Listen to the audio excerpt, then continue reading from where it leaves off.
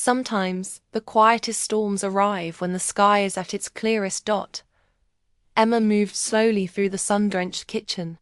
The steady rhythm of the knife on the cutting board, the soft bubbling of the kettle, and the faint scent of freshly baked bread filled the air, painting a picture of domestic bliss. She lived in a 2-story house in a quiet, suburban neighborhood. Each morning, after waking up her little daughter Lily, Emma would bustle around the kitchen, pack her lunch, check her backpack, and walk her to school. It was a routine that never changed, a small joy that gave her life a sense of meaning. Daniel, her husband, was an executive at a growing tech company. He left for work early, came home late, always impeccably dressed in crisp suits, and guarded by a stern demeanor. To outsiders, Daniel was the ideal man, successful, composed, with a picture-perfect family. To Emma, he was a wall of ice she had never been able to climb in their 8 years of marriage. Claire, her best friend since university, was one of the few people who made Emma feel like she still mattered. Claire was the kind of woman who was bold, talkative, always laughing, and had a knack for making people feel special. She happened to work as an executive assistant at the same company as Daniel. A coincidence Emma once thought of as fate. Claire often came over on weekends with wine and tailies from the office. She would teasingly complain about Daniel's workaholic nature or Emma's old soul habits, but it always seemed affectionate. Or so Emma believed. One morning, like so many others, Emma stood at the door watching Daniel drive away. He didn't look back, just nodded once before shutting the car door. She smiled faintly, not out of resentment, but resignation. She was used to it. To her, family wasn't perfect, but it was still worth preserving. She turned back into the house, cleaned up the breakfast dishes, then picked up her phone and texted Claire. "Come over for dinner this weekend. I'll make your favorite BBQ." The reply came almost instantly. "Absolutely. I've been craving your BBQ. Save some room for dessert." Emma smiled. At least she still had Claire. That afternoon, after picking Lily up from school, Emma stopped by the grocery store to gather ingredients. She examined the fresh produce, the meat cuts, and the Italian wine Claire had once recommended. These little details gave her a sense of control, a sense of purpose. When they got home, Emma was surprised to find Daniel already back. He was in his study with the door shut. She hesitated for a moment, then knocked gently. "Daniel, have you eaten?" "I was thinking of making pasta tonight." No answer. A few seconds later, his voice came through, curt and distant. "Not hungry." "Don't bother." Emma froze briefly, tempted to say more but held it in. She turned away, taking a long, silent breath. How many times had this happened? That evening, only Emma and Lily sat down to dinner. Lily chatted happily about her day at school, swinging her tiny spoon in her bowl. Emma listened with soft smiles, quietly burying the hollowness inside. The weekend came. Claire arrived in her usual bright mood, carrying a bottle of imported wine. She looked stunning, as always, radiant and full of energy. "My dear Emma, that barbecue smells amazing. Come in.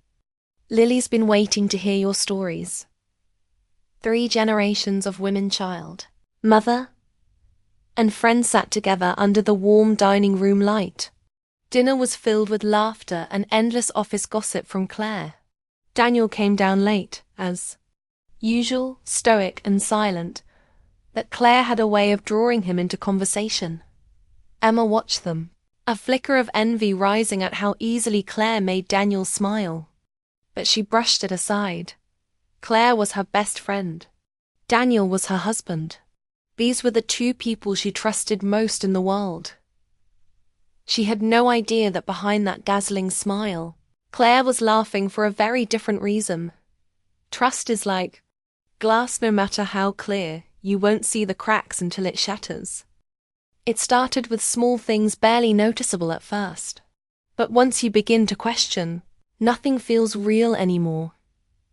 Emma first noticed it on a Tuesday. Daniel came home unusually late, well past midnight, and reeked of expensive cologne, not his usual one. When she asked if everything was okay, he just muttered something about last-minute client meetings and headed straight to the shower.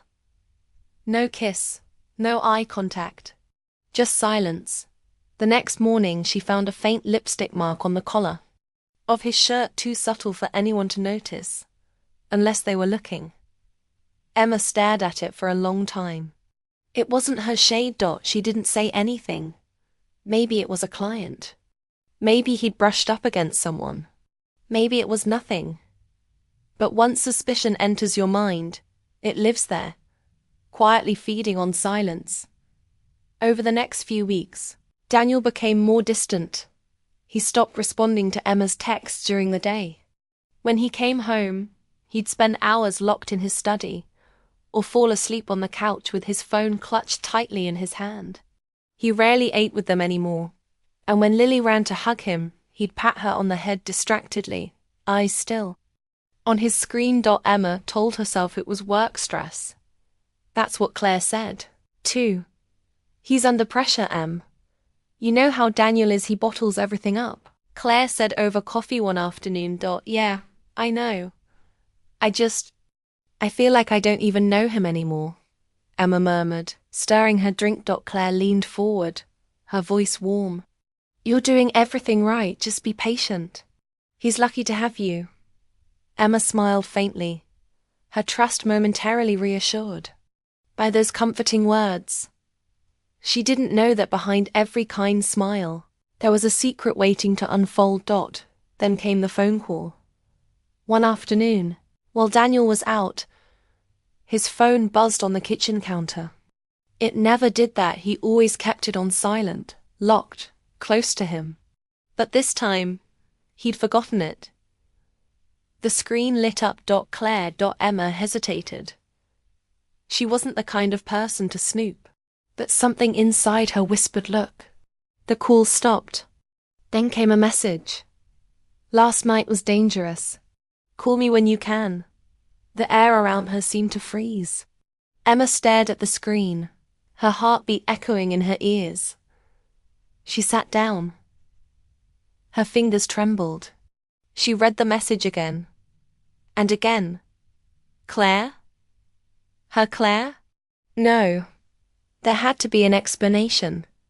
Maybe it was someone else. Maybe Claire had a friend with the same name. But deep down, Emma already knew the truth. She just didn't want to accept it. That night, she didn't say anything. She placed the phone back where she found it and acted normal. She kissed Lily goodnight, washed the dishes, and even smiled when Daniel walked past her in the hallway.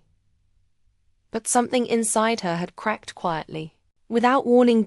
And once something cracks, it doesn't go back to the way it was. The next day, Emma tried to talk to Daniel. I was thinking, maybe we could have dinner together this Friday.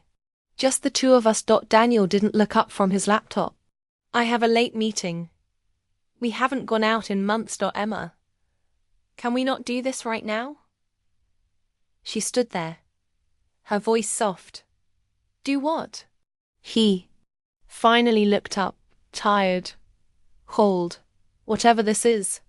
The guilt-tripping, the clinging. I'm tired. She nodded, stunned into silence. He walked past her, left the room, and shut the door behind him. She stood there for a long time, staring at the closed door, realizing something that terrified her.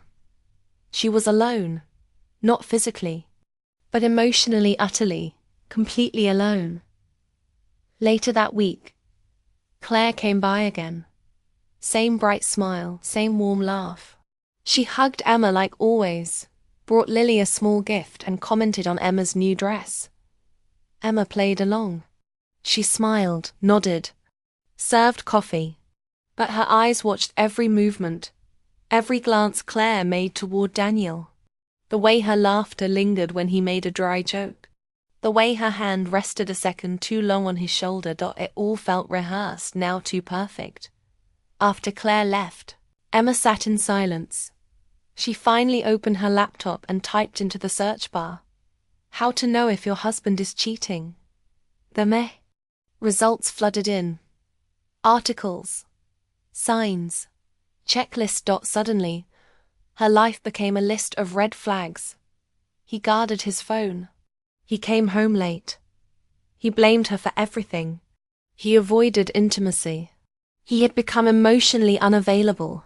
And the worst of all, her best friend had access to both their lives. Betrayal never comes from your enemies. It comes from those you trust the most. Some truths don't shatter the world. They just quietly change everything you thought was real. The next morning, Emma woke up before sunrise. Daniel was still asleep beside her, his back turned. His breathing was steady, peaceful, distant. She watched him for a moment, memorizing the way his shoulder rose and fell. The man she'd married, the man she had a child with, the man she thought she knew. But now she couldn't stop wondering, who is he really when I'm not around? That day, after dropping Lily off at school, Emma didn't go home. Instead, she drove to the other side of the city, to a small private office tucked between a bakery and a flower shop. The sign on the glass door read, "Private Investigations." Discreet, professional, confidential. She hesitated for a long moment, hand trembling on the door handle. Then she walked in. The investigator, a woman named Rachel, listened without judgment. She was calm, efficient, and asked all the right questions. "Are you sure you want to know? Sometimes the truth isn't what we hope it will be." Emma nodded. "I have to know. Not just for me, for my daughter." Rachel smiled gently. Let's find out."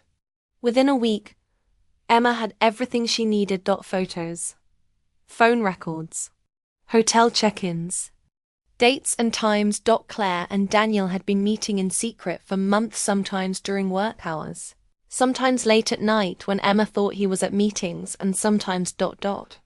Even in her own house when she wasn't home. Emma stared at the photos, her hands cold. There was Claire, wrapped in Daniel's arms, both of them smiling in a way Emma hadn't seen in years. There was a picture of them walking into a boutique hotel together. Another, of Claire's hand reaching for Daniel's face as he leaned in to kiss her. It wasn't just an affair.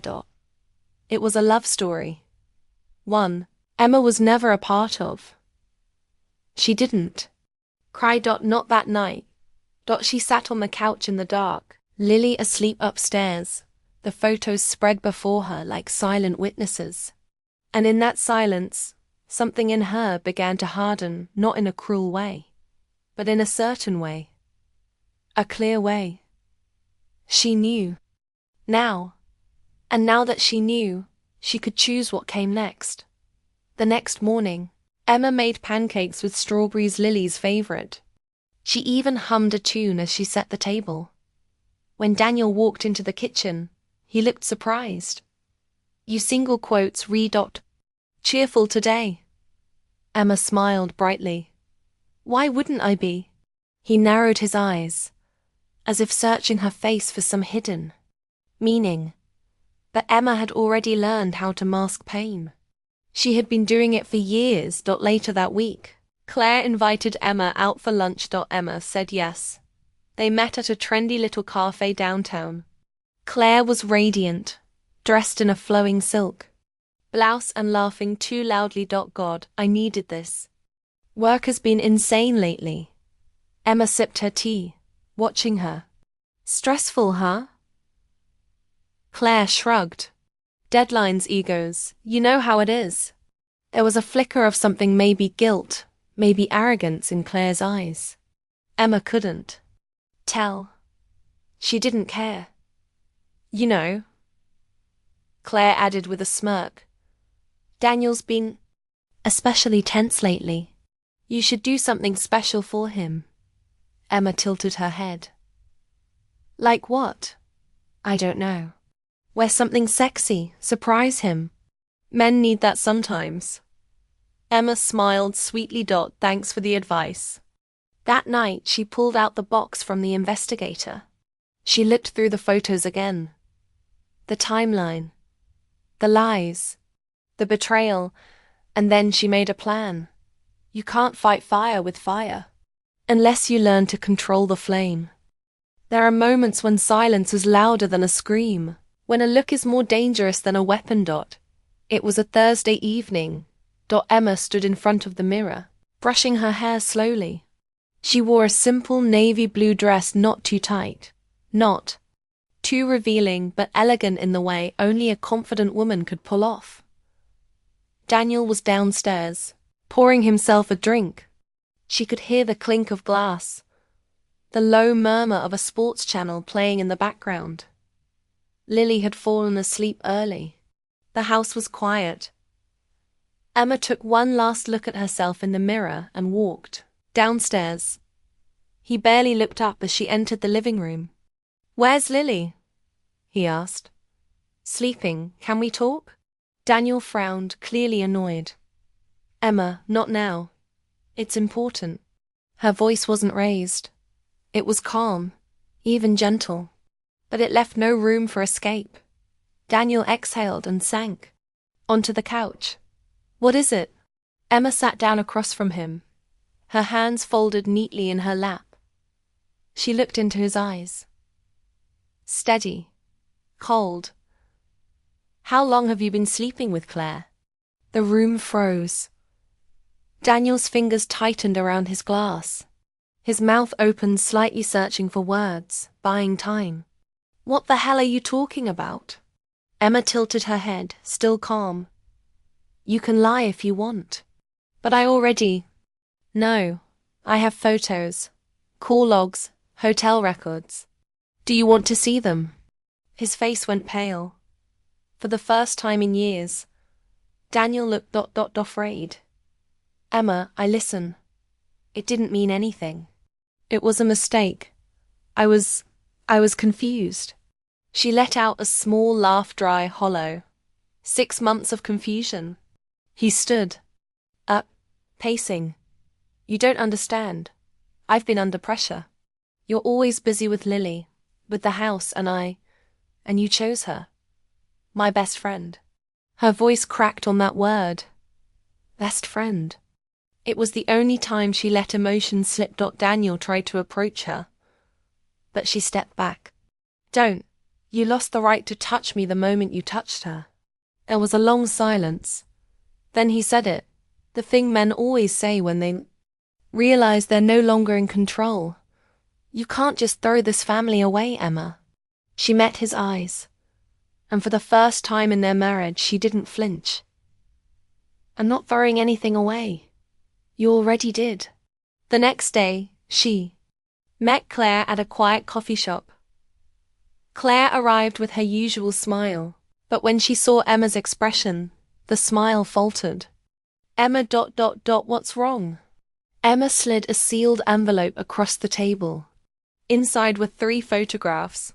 One of Claire and Daniel kissing in the parking lot, one outside a hotel room, and one clear as day of them in Claire's apartment. Balcony, embracing. Claire's hand trembled as she picked them up. Her face went blank. Emma sipped her tea. "You said you loved me like a sister." Claire opened her mouth, but Emma held up a hand. "Don't. I'm not here for apologies." Claire looked down, ashamed or perhaps just caught. "Are you going to tell everyone?" Emma smiled. "Not yet." Claire blinked. "What do you mean?" Emma leaned forward, her voice soft and sharp like glass. "You took something from Emmy. Now I'll take something from you. But slowly, quietly, the way you did it." Claire's eyes widened in fear. But Emma stood up, calm as ever, and walked away without another word. That night, she looked at Lily sleeping and whispered, "Mommy's not weak anymore. The truth doesn't always set you free. Sometimes it arms you." She died in that silence, but something else rose from the ashes. The days after the confrontation passed in a blur. Emma filed for separation quietly. She didn't cry when she handed Daniel the papers. She didn't yell. She didn't ask for reasons. She simply said, "This is me choosing peace." Daniel tried to reason with her. He begged. He denied. Then, like all weak men, he blamed her. "You made me feel invisible." Emma only looked at him and replied, "Now you know how I felt every day of this marriage." Claire tried to reach out. At first with texts, then with long emails. Apologies laced with excuses. Guilt masquerading as regret. Emma didn't reply. Blocked the number. She blocked the past. But the silence didn't mean she was okay. Emma wasn't okay. She stopped eating.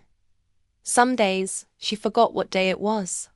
The walls of the house felt too quiet, too still.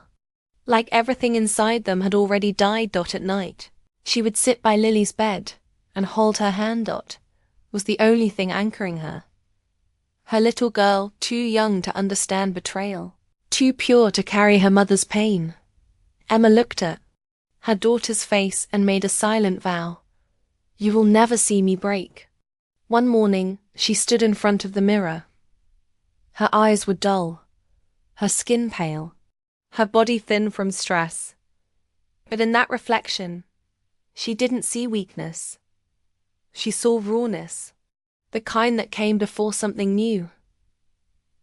That week, she called a woman she hadn't spoken to in years. Natalie, an old college friend who had once offered her a job at a small boutique design firm. "Is the offer still open?" Emma asked. There was a pause. Then a surprised laugh. "It is now." Emma returned to the world. She started small, just a part-time position as a creative assistant. But it was the first time in years she was known as Emma, not Daniel's wife, not Lily's mom, just herself. And she was good. Better than she remembered. She started dressing differently, not for attention, not for approval, but for herself. She cut hair short, wore sharp lines and bold colors. She no longer looked like the woman who once baked pancakes and cried into her tea. She looked like someone becoming. Lily adjusted surprisingly fast. She missed her father, of course. But Emma made sure her days were filled with warmth, routine, and quiet joy. They cooked together. They painted their toes together. They danced to old songs in the kitchen. Every night, Lily would whisper, "You're my hero, Mommy." And Emma would whisper back, "No, you're mine." One evening, Natalie invited Emma to a networking event. Emma hesitated. She hadn't been to anything social in months. But she went. She walked into a room full of strangers wearing heels that made her feel taller, lipstick that made her feel brave, and a name tag that said only one word: Emma. No last name. No title. Just her. That night, she stood on the balcony of the venue, a glass of wine in hand, watching the city lights. She felt something new. It wasn't happiness. It was power. Not loud, not dramatic. Just steady. The quiet kind. The real kind. Some women are forged by fire. Others are born from it. Revenge isn't rage. It's calculation wrapped in silence. 2 months later, Emma walked into the head office of Bright Edge Creative, a growing competitor of the company Daniel worked for.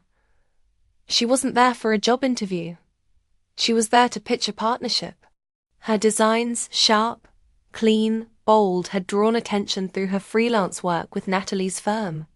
She had become a name that mattered, not just a name that used to be married to someone.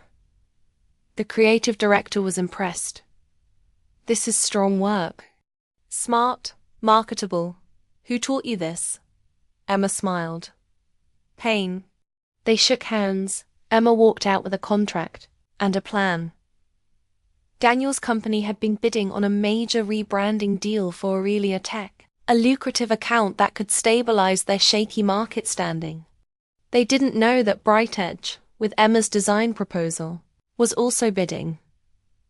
When Daniel saw the competitor pitch deck during an internal review, his hands froze. On the first page, in fine print, creative lead, Emma Rowe. His throat went dry. That weekend, Claire called him again. They were no longer lovers. That had ended the night Emma confronted them both. Daniel had recoiled, and Claire, perhaps fearing exposure, had backed away too. But she still called, hoping for crumbs of what they used to be. Daniel didn't answer. He was unraveling Dot at work. People whispered. Someone in HR had seen the hotel records Emma leaked discreetly, anonymously. Rumors spread fast. Promotions were paused. Respect turned into distance. Emma never said a word. She didn't need to. Weeks later, at a major industry gala, Emma arrived in a black tailored suit. Not a dress. Not soft. She walked in like a shadow that had learned to wear heels. The event was buzzing with press, executives, champagne and whispers. Daniel was there too. He saw her across the room, and for the first time since the affair, he looked small. He walked toward her, unsure whether to speak. Emma sipped her drink. "You look different," Daniel said. Emma tilted her head, voice flat. "That's because you never really looked at me before." He flinched. "Can we talk?" Emma leaned in, smiling faintly. "We are."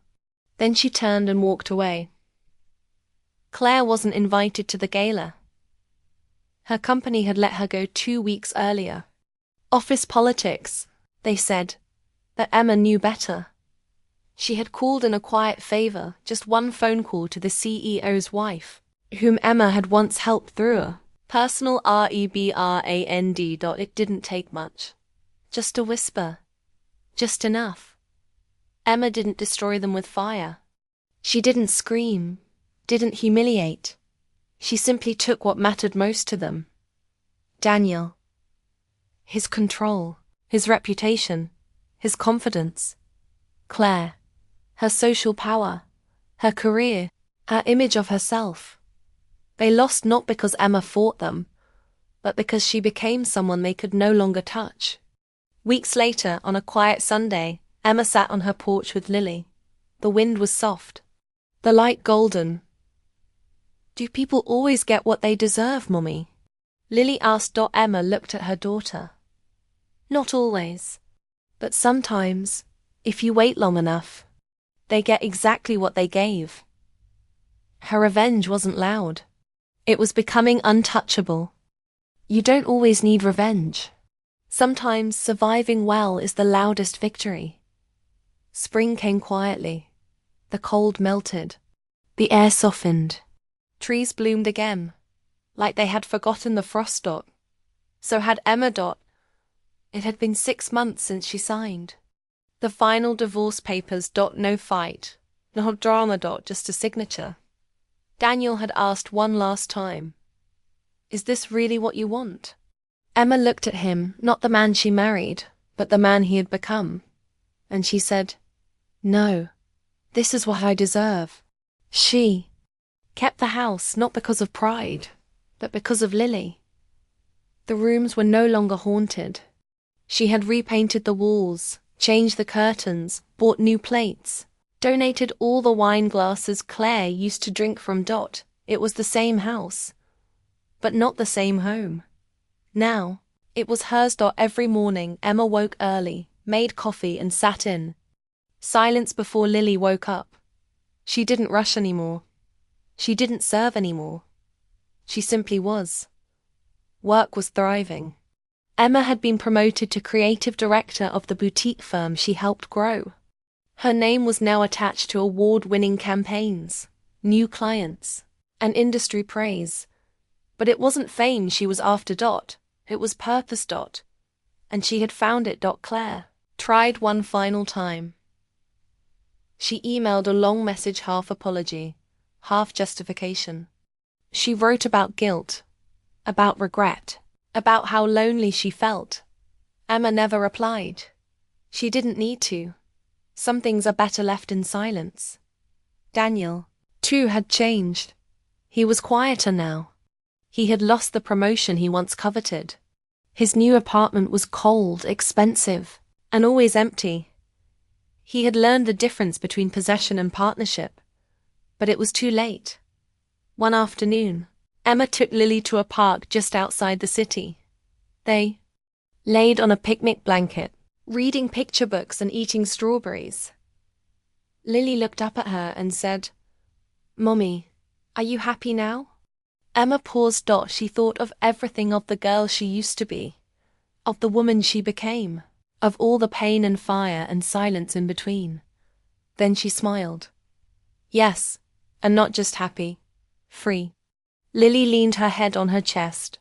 Content. Emma closed her eyes, letting the wind brush through her hair, the sun warm her skin.